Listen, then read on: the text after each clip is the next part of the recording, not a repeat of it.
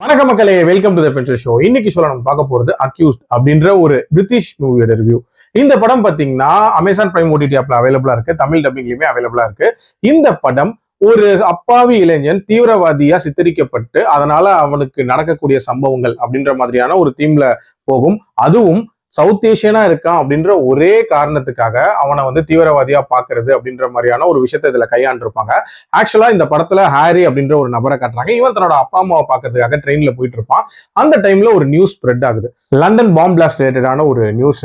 So இவன் வந்து அதை கேட்டுட்டு தன்னோட அப்பா அம்மா சேஃபா இருக்காங்களான்னு சொல்லிட்டு பார்க்க போறான். அண்ட் அவங்க வீட்டுல இருக்கக்கூடிய நாயை அன்னைக்கு நைட்டு பார்த்துட்டு அவன் மட்டும் தனியா இருக்கான். அந்த டைம்ல தான் சோசியல் மீடியால ஒரு நியூஸ் ஸ்ப்ரெட் ஆகுது. அதாவது இவனோட போட்டோவை போட்டு இவன் தான் அந்த பாம் பிளாஸ்டுக்கு காரணம் அப்படின்ற மாதிரியான ஒரு விஷயத்த பரப்புறாங்க. அதை பார்த்து இவன் உண்மையிலேயே அரண்டு போறான் அப்படின்னு சொல்லலாம். இன்ஃபேக்ட் இவன் சோசியல் மீடியா ஐடியெல்லாம் கண்டுபிடிச்சிடுறாங்க. அடுத்து என்ன பண்றதுன்னே இவனுக்கு தெரியல.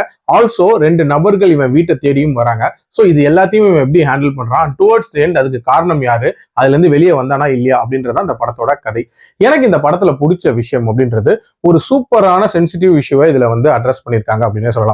அதாவது நம்ம ஊர் படங்கள்லயே பாத்தீங்க அப்படின்னா கருப்பா இருக்கிறவனையும் சேரியில இருக்கிறவனையும் வந்துட்டு கிரைம் பண்றவனா காட்டுறது அப்படின்ற ஒரு விஷயத்த வந்து ரொம்ப வாடிக்கையா வச்சிருப்பாங்க. அதே நேரத்துல வெள்ளையா இருக்கவன்லாம் நல்லவன் அப்படின்ற மாதிரியான ஒரு போர்ட்ரேல் கொடுப்பாங்க. இந்த மாதிரியான ஒரு ப்ரீ ஜட்மெண்ட்டுக்கு அகெயின்ஸ்டா ஒரு சூப்பரான ஒரு விஷயத்த சொன்ன ஒரு படம் அப்படின்னே சொல்லலாம். இவன் ஒரு சவுத் ஏஷியன், ஸோ இவன் கேப்பபிள் இதெல்லாம் பண்றதுக்கு அப்படின்ற மாதிரி எல்லாருமே நம்பிடுவாங்க. இவன் கேர்ள் ஃப்ரெண்ட்ல தொடங்கி அவனோட நெய்பர் வரைக்கும் எல்லாருமே வந்து அதை நம்புற மாதிரி காட்டியிருப்பாங்க. உண்மையிலேயே அந்த போர்ஷன்ஸ்லாம் நீட்டா இருந்துச்சு.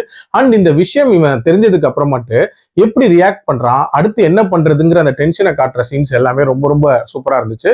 அண்ட் ஒரு கட்டத்துக்கு மேல அந்த 2 நபர்கள் உள்ள பூந்ததுக்கு அப்புறமாட்டு ஒரு மாதிரி சர்வைவல் மோட்குள்ள இந்த படம் போச்சு அப்படின்னே சொல்லலாம். அண்ட் டுவர்ட்ஸ் தி எண்ட் உண்மையிலேயே அதை யார் பண்ணிருப்பா அப்படின்றதும் ஒரு இன்ட்ரெஸ்டிங்கான விஷயமா இருந்துச்சு. அண்ட் டியூரேஷன் வைஸ்மே பாத்தீங்க அப்படின்னா 1.5 மணி நேரத்துக்குள்ள முடியக்கூடிய ஒரு படம், ஒரு குயிக் வாட்சாவே பார்த்துடலாம். ஓவரால் ஒரு கிரிப்பிங்கான த்ரில்லர் பார்த்த மாதிரியான ஒரு ஃபீல் அப்படின்றது இருந்துச்சு.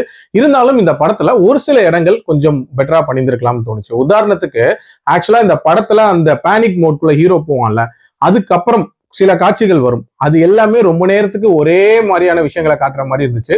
சோ அது இன்னும் கொஞ்சம் பேசப் பண்ணி கொண்டு போயிருந்திருக்கலாம். அதே மாதிரி அந்த 2 பேர் உள்ள வராங்கல்ல, அவங்கள பத்திய டீடைலிங் அப்படின்றதுமே இன்னும் கொஞ்சம் பெட்டரா இருந்திருக்கலாம். மத்தபடி இது ஒரு தரமான படம். என்னோட ரேட்டிங் இந்த படத்துக்கு 3.5 out of 5. கண்டிப்பா ட்ரை பண்ணி பாருங்க. மீண்டும் அடுத்த விமர்சனத்தில் சந்திக்கிறேன். நன்றி, வணக்கம்.